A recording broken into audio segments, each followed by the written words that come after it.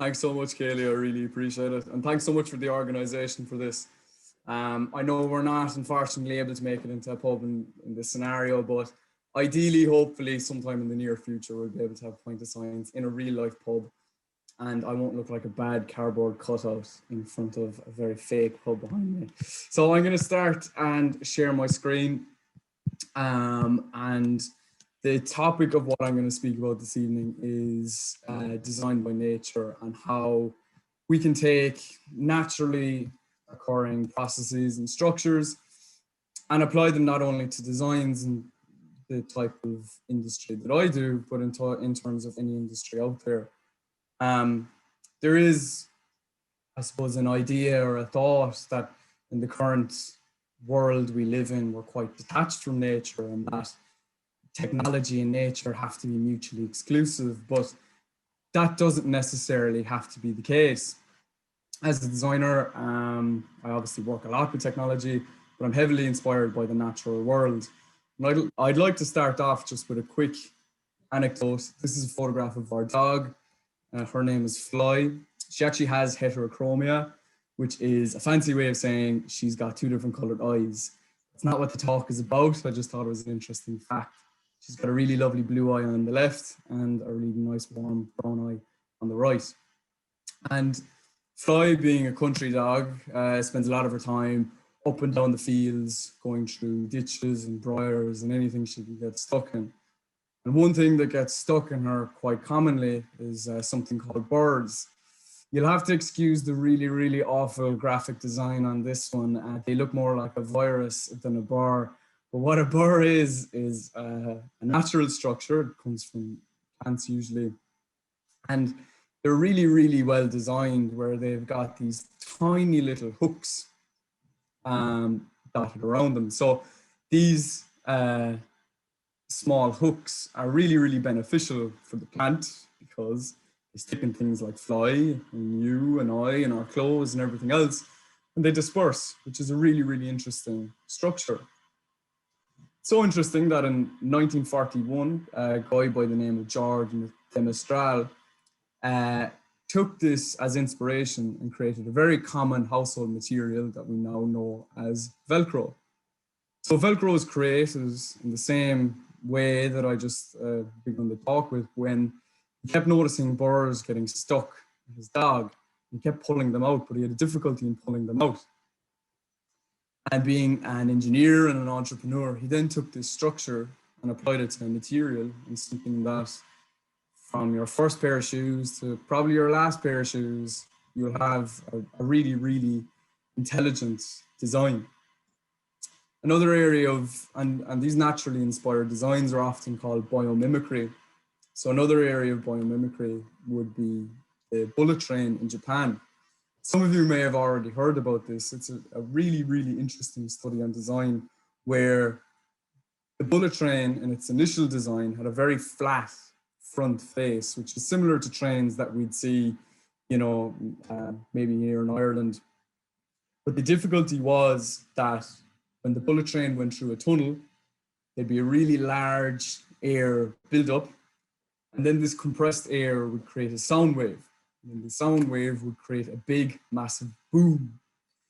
So when this boom was created, it was obviously very bad for the wildlife that was around there. It was also for passengers, it was a real nuisance, and for some of the people that lived in the locality. So the designers went back to the drawing boards and they took a step back and they took a wider view of the natural world. So they had a look at an animal that not only cuts through air, but cuts through water at an incredible rate.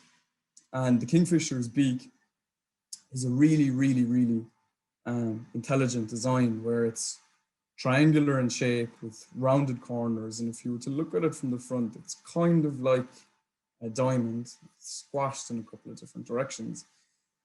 And the designers took this approach and they applied it to the bullet train. And it meant that it was faster, quieter, and more powerful, ultimately accumulating in a really, really intelligent design. And in my own field of study, when I was in the University of Limerick, this was a design I created. It's It's a quasi-passive walking assist, which was created to allow greater mobility for hikers who are hiking long distances, who may have had reduced mobility either through injury or through old age. I was largely inspired by my own father, who spent a lot of his life up and down the mountains of Kerry chasing sheep. And through later years, when he lost his mobility, this served as inspiration for that design. I took a lot of naturally occurring processes here for the inspiration.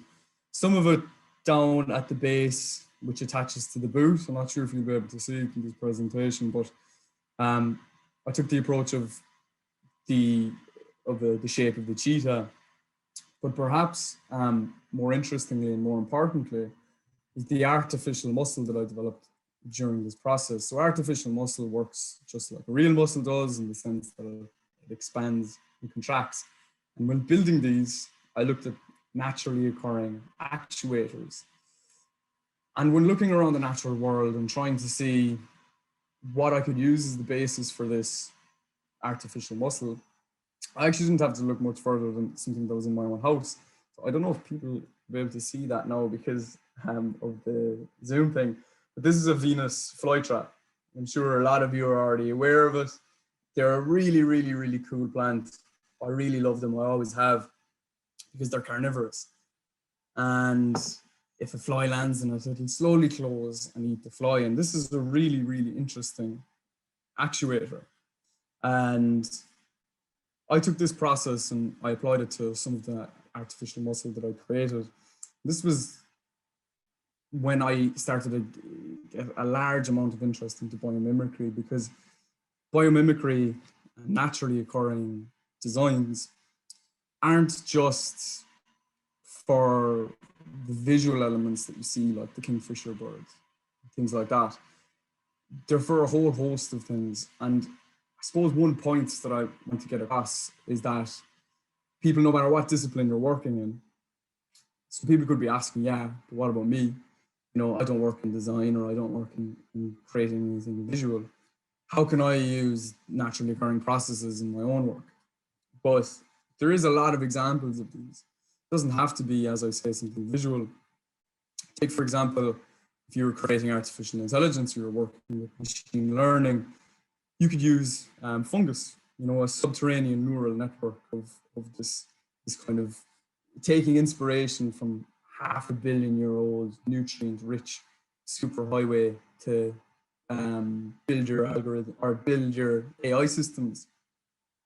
You can take processes like this, and you don't have to be pigeonholed by any other structure or any other process that you already come across, be it digital or otherwise. You can take a step into the natural world and have a look and see what's there and apply that no matter what industry you're in. Another example might be if you're developing algorithms. Now, this isn't my area of study or my area of expertise. There's a lot of examples of using fire ants and ant colonies for building algorithms. It's a really, really interesting structure, because these have evolved over years and years and years and years to be the most efficient structure they can be. Naturally occurring designs are oftentimes, and in my opinion, the most efficient designs that you can find, because they've evolved to such a state. So again, if you're